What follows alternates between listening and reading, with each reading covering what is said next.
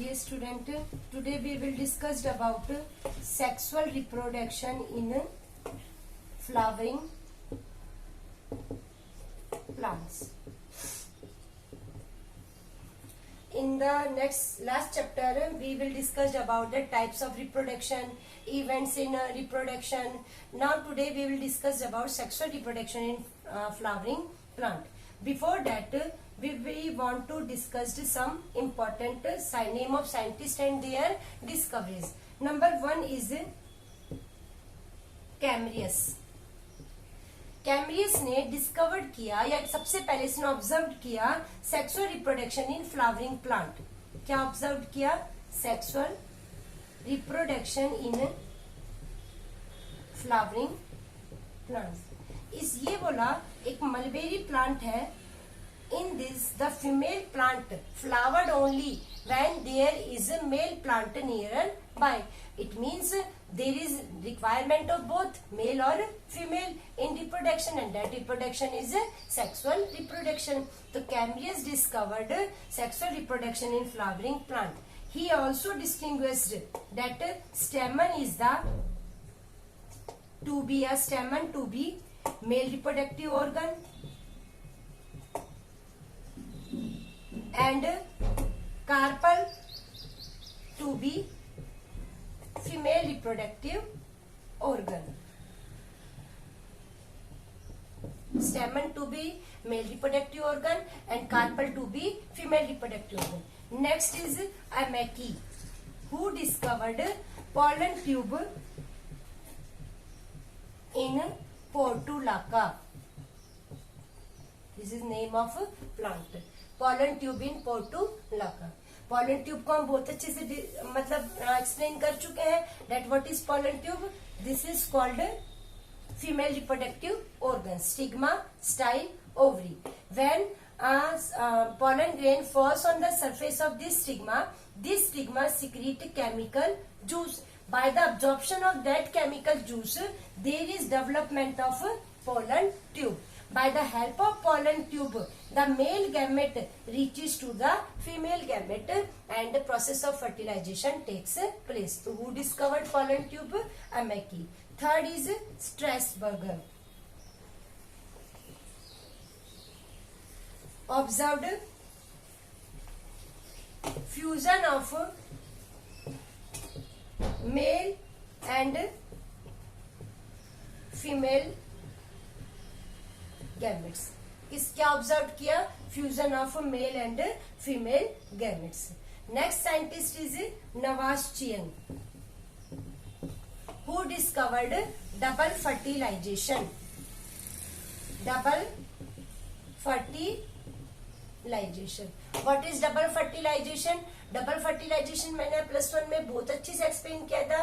In angiosperm that there is fusion of there is 2-time fusion in a single embryo sac, that is called double fertilization. We will discuss this topic in detail in the next chapter, so don't worry, that you concentrate on this. That who discovered double fertilization? Navastian. In which? Fritillaria and Lilium. Fritillaria and Lilium. Next is floriculture.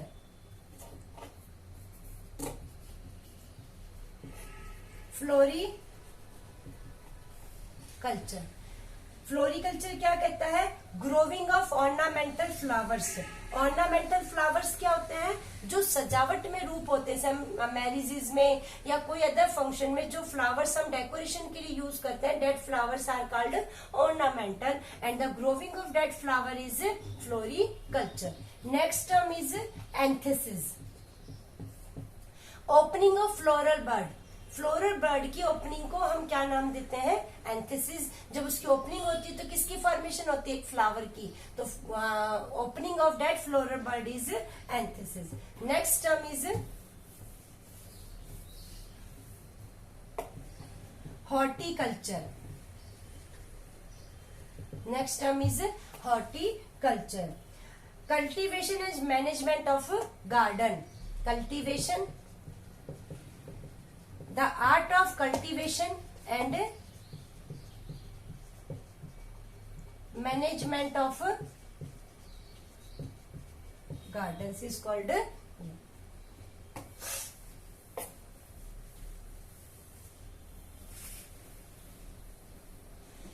Now next topic is pre-fertilization structure and events in plants. Pre-fertilization structure and events in plants. देखो, जब भी plant के अंदर flowering initiation होता है उससे पहले ही plant के अंदर हार्मोनल, मेरिस्टेमेटिक, एम्ब्रियोलॉजिकल जो भी स्ट्रक्चरल ट्रांसफॉर्मेशन होनी है वो सभी की सभी before the initiation of flowering start हो जाती है। हमारी जो शूट है, हमारी मतलब प्लांट की जो शूट है उसका जो अपेक्स होता है that is called shoot apex. That is called shoot apex. This shoot apex transformed into reproductive meristem. Reproductive meristem. और ये क्या ग्रो करती है? इनफ्लोरेसेंस एक्सिस, जिसके ऊपर किसकी डेवलपमेंट होती है? फ्लावर की डेवलपमेंट होती है। नेक्स्ट टॉपिक ये क्या कहता है? In plant the male reproductive organ is stamen and collectively is called androecium. Female reproductive organ is carpel और pistil, collectively called gynosium. Here first of all we will discuss that what is the male reproductive organ in the plant. I told you that male reproductive organ is a stamen. It consists of two parts, that is filament and anther. Anther जो होता है ये lobed structure होता है और किससे attached होता है? फिलामेंट से अटैच्ड होता है। ये फिलामेंट लॉन्ग होता है, स्टीराइल होता है और इसका जो प्रोक्सिमल एंड है वो किससे अटैच होता है? थैलेमस से। इससे अटैच होता है थैलेमस से। ये क्वेश्चन नीट में आया हुआ है कि by which part the filament attach to the thalamus, तो by proximal part the filament attach to the thalamus. The structure of anther. देखो, filament is sterile part, anther is fertile. It means it bear reproductive organ. It does not bear any reproductive organ. Structure of anther की बात आती है तो जो structure of anther है that is fertile part. Fertile part होता है। इस एंथर के अंदर क्या प्रेजेंट होते हैं? दो सिलेंड्रिकल पार्ट होते हैं that are called anther lobes. इस एंथर लोब्स को अगर हम देखते हैं तो ये एंथर लोब्स सामने से अगर हम एंथर को देखते हैं तो एक डीप ग्रूव से क्या होते हैं? सेपरेट होते हैं। बट अगर हम इसको बैक साइड से देखते हैं तो these anther lobes are connected with each other by a connective tissue, vasculated sterile tissue that is called connective. क्या नाम देते हैं? कनेक्टिव। देखो,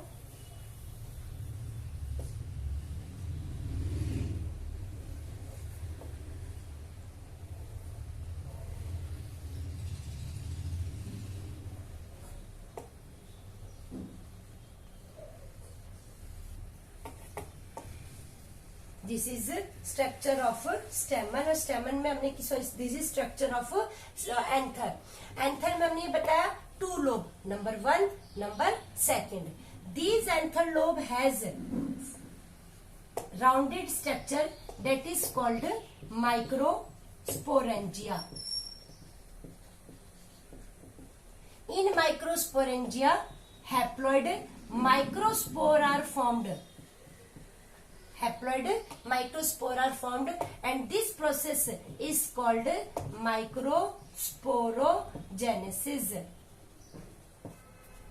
These anther lobe contain rounded structure that is called microsporangia, cylindrical structure. In microsporangia, haploid microspore are formed that is male gamete and this process is called microsporogenesis. जरूरी नहीं है ये anther जो लोब है ये 2 lobe ही होगा। जो मालवेसी फैमिली है that is cotton family. Malvaceae family किसकी फैमिली है? Cotton family.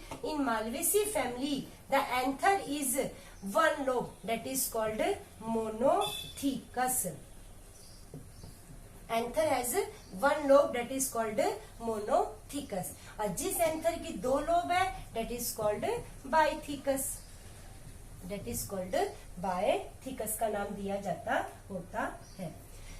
एक बात याद रखना बच्चों, बार बार आप लोग कंफ्यूज होते हैं. जनरली अगर मैं माइक्रोस्पोरेंजिया को पोलन सैक भी बोल दूं तो कोई गलत बात नहीं है. माइक्रोस्पोर को मैं पोलन ग्रेन भी बोल दूं तो कोई बड़ी बात नहीं है. इनको हम इंटरचेंजेबली यूज कर सकते हैं. Microsporangia is also pollen sac is also microsporangia. Microspore is pollen grain is microspore. Next is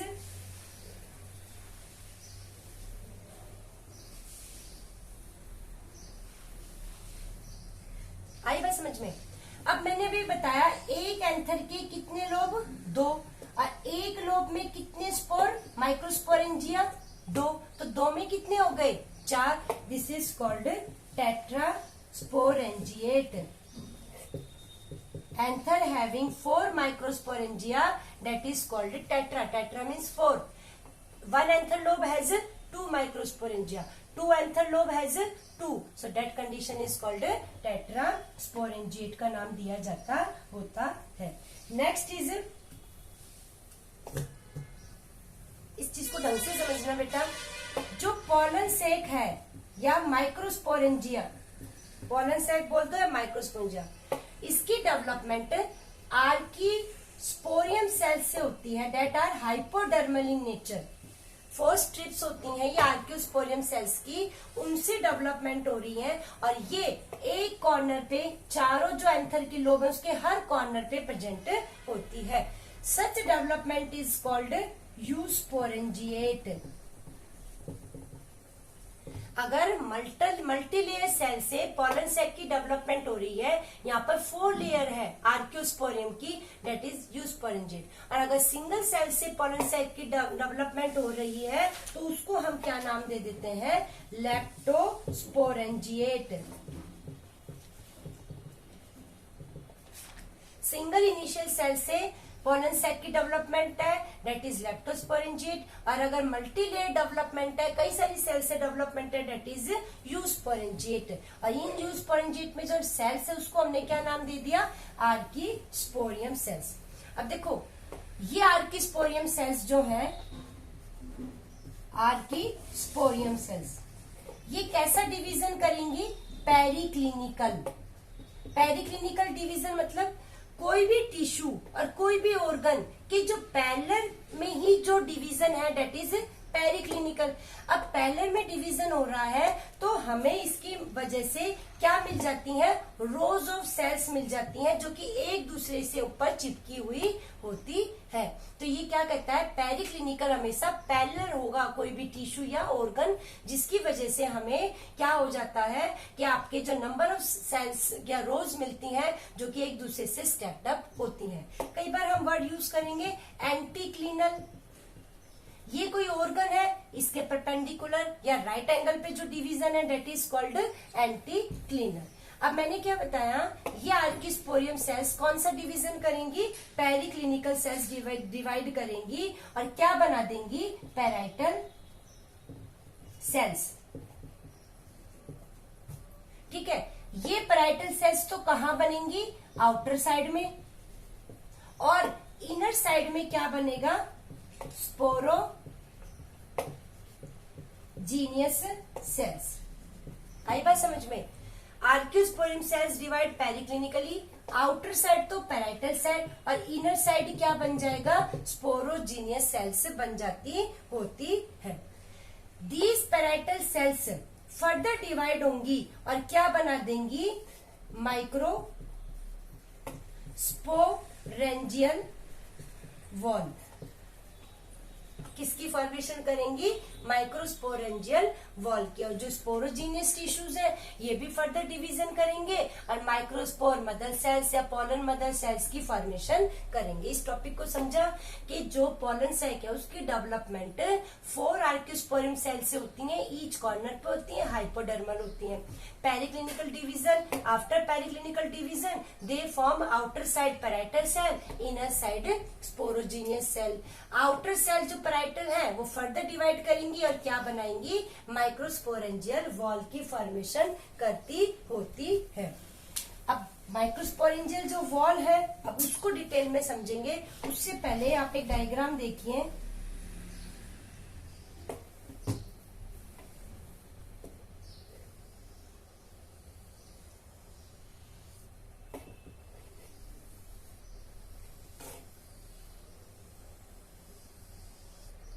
ये क्या है हमारा एंथर, दैट इज टेट्रास्पोरेंजिएट। कौन सा एंथर बन गया आपका, ये टेट्रास्पोरेंजिएट। एक माइक्रोस्पोरेंजिया यहाँ, एक यहाँ, एक यहाँ और एक यहाँ। आगे से अगर देखते हैं तो ये कनेक्ट डीप ग्रुप से क्या होता है, सेपरेट। और अगर पीछे से देखते हैं तो ये कनेक्टिव टिश्यू जो कैसे होते हैं, वेस्कुलेटेड होते हैं, स्टीराइल टिश्यू, जिसको हमने क्या नाम दिया है, कनेक्टिव, इससे अटैच होते हैं। आउटर जो लेयर है एंथर की दैट इज कॉल्ड एपिडर्मिस। मतलब जो पैराइटल सेल्स है वो क्या बना रही है, माइक्रोस्पोरेंजियल वॉल बना रही है। और उन माइक्रोस्पोरेंजियल वॉल में सबसे पहली कौन सी है, एपिडर्मिस। जो आउटर मोस्ट लेयर होती है पूरे एंथर पे जो कवर अप होती है दैट इज एपिडर्मिस। ये स्मॉल होती है और थिन वॉल्ड, मतलब इनकी वॉल कैसी होती है, पतली होती है। दूसरा, जब ये एंथर फुली ग्रोन मैच्योर हो जाता है तो ये एपिडर्मल जो सेल्स होती हैं ये स्ट्रेचअप हो जाती हैं। क्या हो जाती हैं, स्ट्रेचअप हो जाती हैं। सेकंड जो लेयर आती है दैट इज एंडोथीसियम। कौन सी लेयर आती है, एंडोथीसियम, जो कहाँ प्रेजेंट होगी, एपिडर्मिस से नीचे, एंडोथीसियम। क्या होती हैं, एंडोथीसियम आती हैं। ये एंडोथीसियम जो सेल्स होती हैं इनका साइज एपिडर्मल सेल्स के कंपैरिजन में क्या होता है, लार्ज। क्या होता है, लार्ज साइज होता है। ये एंडोथीसियम जो है इस पे कई बार फाइब्रस थिकनिंग भी हो जाती है और ये बाद में डेड भी हो जाती है। ये एंडोथीसियम है, फाइब्रस थिकनिंग की वजह से इसको दूसरा नाम दिया जाता है फाइब्रस लेयर। क्या नाम दे देते हैं हम, फाइब्रस लेयर का नाम देते होते हैं due to presence of fibrous thickening के लिए। दूसरा ये क्या कहता है, जहां ये आपके ज्वाइंट्स है, मान लो सपोज कोई ज्वाइंट्स ही है, तो ये एंडोथीसियम यहाँ पर कैसी हो जाती है, थिन हो जाती है और किसका काम करती है, स्टोमियम, जहां से एंथर की रप्चरिंग होती है और ये जो पॉलन स्पोर बनते हैं, जो पॉलन ग्रेन बनती हैं वो रिलीज हो जाती है, जिसको लाइन ऑफ डिसेंस का नाम दिया जाता है। थर्ड लेयर इसके नीचे जो है उसको हम नाम देते हैं मिडल लेयर। थर्ड लेयर कौन सी आ गई, मिडल लेयर। कौन सी आ जाती है, मिडल लेयर। ये 1 2 3 लेयर्स होती है। कैसी होती है, 1 2 3 लेयर्स होती है।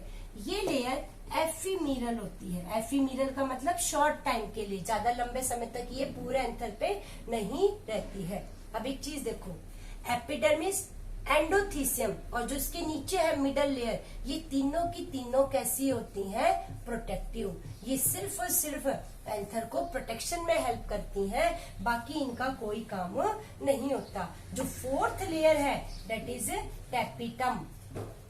This layer is nourishive. कैसी लेयर होती है, नरिशिव। मतलब सिर्फ टैपिटम ही क्या प्रोवाइड करती है, नरिशमेंट प्रोवाइड करती है। किसको, स्पोरोजीनियस टिश्यूज को फर्दर डेवलपमेंट के लिए, स्पोर फॉर्मेशन के लिए कौन नरिशमेंट प्रोवाइड करता है, टैपिटम नरिशमेंट प्रोवाइड करता होता है। अब इस टैपिटम के फंक्शन भी होते हैं। देखो मोस्ट इंपॉर्टेंट है इसके फंक्शंस, कॉम्पिटिटिव एग्जाम में भी आते हैं तो आपको पता होना चाहिए। सबसे पहले स्पोरोजीनियस जो सेल्स हैं या जो माइक्रोस्पोर मदर सेल्स हैं उसको नरिशमेंट कौन प्रोवाइड करता है, टैपिटम। दूसरा फंक्शन क्या हो जाता है, कैलेज एंजाइम प्रोड्यूस करता है। जब हमारे माइक्रोस्पोर या पॉलन ग्रेन रिलीज होती हैं तो ये पॉलन ग्रेन आपस में कैलोज प्लग से अटैच होती हैं। क्या होती हैं, कैलोज प्लग से या कैलोज से अटैच होती है माइक्रोस्पोर। तो इस कैलोज को डिसोल्यूशन मतलब इसको ब्रेक डाउन करने में कौन एंजाइम हेल्पफुल है, कैलेज। और ये कैलेज कौन रिलीज करता है, टैपिटम। अगर ये ना होता तो एक साथ कई सारे ज्वाइंट माइक्रोस्पोर रिलीज होते जो कि बेनिफिशियल नहीं होता। तो जब माइक्रोस्पोर रिलीज होते हैं उससे पहले ये किससे अटैच होते हैं, कैलोज। कैलोज को डिसॉल्व कौन करता है, कैलेज करता है। थर्ड, ये हार्मोन भी सिक्रीट करती है, जैसे इंडोल एसिटिक एसिड, ये ऑक्सिन है जो हमने 11th क्लास में पढ़ा था, जो कि क्या करता होता है, पोलन ग्रेन जो होती हैं उसको स्टोर मतलब जो स्टोर्ड है पोलन ग्रेन उनको ग्रोथ के लिए कौन हेल्प करता है, हार्मोन्स हेल्प करते हैं। ये टैपिटम एक ग्रेन्यूल सिक्रीट करते हैं जिसको हम बोलते हैं अपचिस ग्रेन्यूल।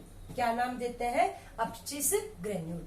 पोलन ग्रेन की जो आउटर कवरिंग है इसके ऊपर एक हार्ड रेजिस्टेंट सब्सटेंस प्रेजेंट होता है जिसे हम बोलते हैं स्पोरोपोलिनीन, जिसकी वजह से हम इन पोलन ग्रेन को फॉसिल के रूप में भी यूज कर सकते हैं। इसी की वजह से पोलन ग्रेन को कोई केमिकल डिस्ट्रॉय नहीं कर सकता। और ये स्पोरोपोलिनीन कौन बनाता है, अपचिस ग्रेन्यूल। और अपचिस ग्रेन्यूल कौन सिक्रीट करता होता है, टैपिटम सिक्रीट करता होता है। नेक्स्ट आता है पोलन किट। जिन फ्लावर में इंसेक्ट के द्वारा पॉलिनेशन होता है उन्हें हम बोलते हैं एंटमोफिलस फ्लावर। जिन फ्लावर में इंसेक्ट की मदद से पॉलिनेशन है उसको बोलते हैं एंटमोफिलस फ्लावर। उन एंटमोफिलस में एक येलो स्टिकी सब्सटेंस प्रेजेंट होता है, पाउडरी, जो कि क्या है, पोलन किट, जो इंसेक्ट को अट्रैक्ट करने के काम आता है और उस पे पोलन ग्रेन स्टिक हो जाती हैं। ये सिर्फ और सिर्फ किसमें होता है, एंटमोफिलस। तो ये भी कौन सिक्रीट करता है, टैपिटम सिक्रीट करता होता है। कौन सी पोलन ग्रेन किस स्टिग्मा के सरफेस पे ग्रो होगी या नहीं होगी, उस रिएक्शन को बोलते हैं कंपैटिबिलिटी और इनकम्पैटिबिलिटी। उसमें भी कौन हेल्प करता है, टैपिटम हेल्प करता होता है। नेक्स्ट है